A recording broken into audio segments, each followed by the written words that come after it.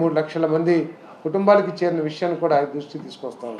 వీటిని మించి భయానక వాతావరణం నుంచి స్వేచ్ఛా వాతావరణంలోకి ఈ ప్రజలందరూ కూడా, తెలుగు ప్రజలందరూ కూడా, ప్రత్యేకంగా ఆంధ్రప్రదేశ్ ప్రజలందరూ కూడా వచ్చారు కాబట్టి సంక్రాంతిని ఘనంగా నిర్వహిస్తున్నారు, సెలబ్రేట్ చేసుకుంటున్నారని చెప్పేసి కూడా తెలియజేస్తా ఉన్నాను.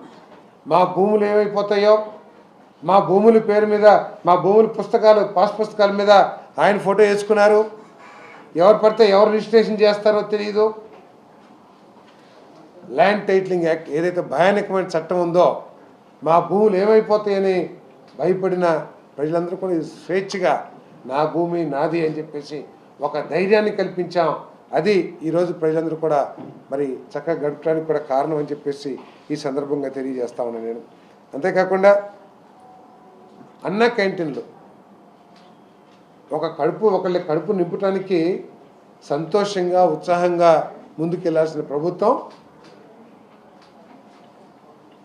అన్న క్యాంటీన్లు ఏ విధంగా రద్దు చేసిందో ఒకసారి ఆలోచించమని చెప్పేసి మనం చేస్తాము.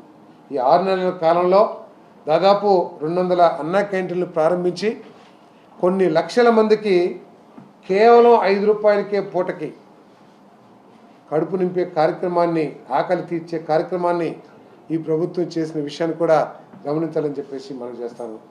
కొన్ని లక్షల మంది ఈ అన్న క్యాంటీన్లు వినియోగించుకుని మరి ఆకలి తీర్చుకునే విషయాన్ని కూడా గమనించాల్సిన అవసరం ఉందని చెప్పేసి మనం చేస్తాము. అంతేకాకుండా ఇంతకుముందు వైఎస్ఆర్ కాంగ్రెస్ ప్రభుత్వం గుర్తుకు రాగానే గుంటల రోడ్లు గుర్తుకొచ్చాయి. సంక్రాంతి పండక్కి ఆ గుంటల రోడ్లో మా ఊరు వెళ్ళలేమో, నడువులు పడిపోతాయి అని చెప్పేసి భయంతో సొంత గ్రామాలకు వెళ్ళలేని పరిస్థితి నుంచి ఈరోజు పాట్ హోల్ ఫ్రీ మిషన్ ఆ కార్యక్రమాన్ని చేసి చాలా వరకు కూడా పూర్తి చేసే పనిలో నిమగ్నమై ఉన్నాం.